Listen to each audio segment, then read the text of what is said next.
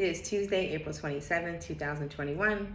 I am Ashley Pollard here for today's edition of Tuesday Talk, where we go over common real estate and mortgage related terms. Today's term is a pretty simple one. It is LTV, which stands for loan to value ratio. I'm going to use a very simple example mathematically so you also understand it better.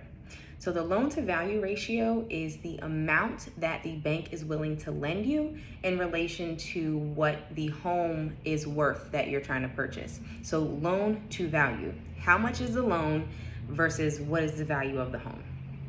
Simple example. Let's say you are approved for an FHA loan with 3.5% down.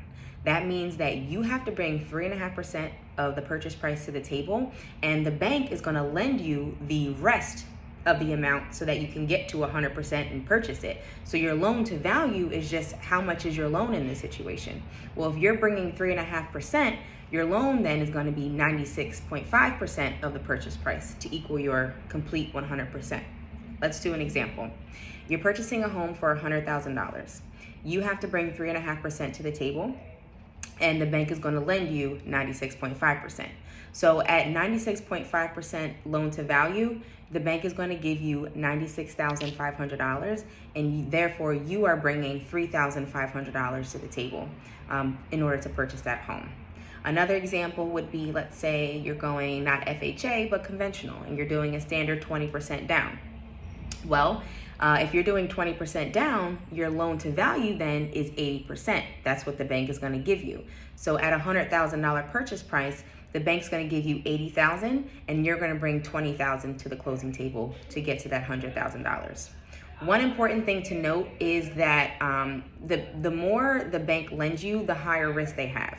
The more money they have invested into that property, they're going to take on a risk in case if you default, if anything goes wrong, if there's property loss. And so the interest rate might be a little bit higher when your loan to value is higher. And that's why some people will try to put down more money up front so that they can, save on the back end, whether it's private mortgage insurance that they don't have to pay anymore, or just getting a lower interest rate that is going to help them over the life of the loan.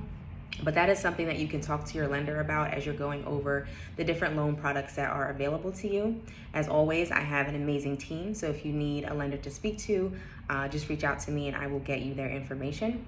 And I will see you all next week for next week's edition of Tuesday Talk. Thank you for tuning in today, and enjoy the rest of your evening and have a great week.